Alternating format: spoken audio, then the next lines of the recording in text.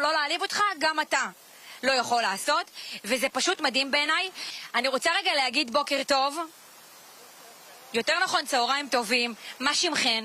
אני רחל רייס. ומה שלומך? רסטי פליישר. ובנות כמה אתם? אני חגגתי עכשיו 80.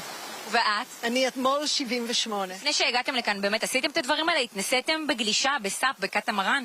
זה ממש לא, ואני גרה בשבי ציון, שזה יישוב ים, ויש ילדים בים, ויש את כל האפשרויות.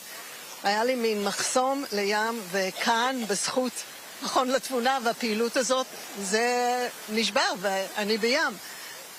מה מלמדים אתכם בימים האלה כאן בים? מה בעצם אתם עושים? אנחנו מתחילים אפילו בכתוב לנו הכל, ויש לנו עבודות למידה, ועבודה בזוגות ובקבוצות, ואנחנו מקבלים תובנות לחיים, שדבר ראשון, לדאוג לעצמנו, ועם הכוח הזה לדאוג לעצמנו, לעזור גם לסביבה ולקדם דברים. באמת השאלה הבאה שלי, מה אומרים הנכדים, ואני מניחה שבגילכם גם יש לכם נינים, מה הם אומרים?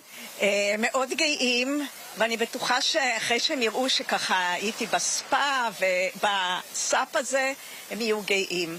ממש ככה, אני רואה את הוואטסאפים שהם שולחים לי, זה נותן לי עוד יותר כוח, כי הם מאוד מאוד גאים בי, מאוד. טוב, רחלין, כמו שאתה רואה, המכון לתבונה באמת עושה עשייה מבורכת עם אנשים בגיל השלישי, ומשאיר אותם ערים ובתעסוקה וגם בתזוזה, בתנועה מתמדת. אני יכולה להגיד לך, שוב אני אומרת, בת 38 לא יכולה לעשות חצי מהדברים שהם עושים, ואולי גם טוב שככה, כי יש מצב שאני עלולה להיפצע. אני הולכת לנסות רגע גם לעלות על הסאפ, נעדכן בהמשך, עד כאן משדות ים. סאפ, ספה, מה זה משנה? תודה רבה לכן, בנות. 4 עכשיו.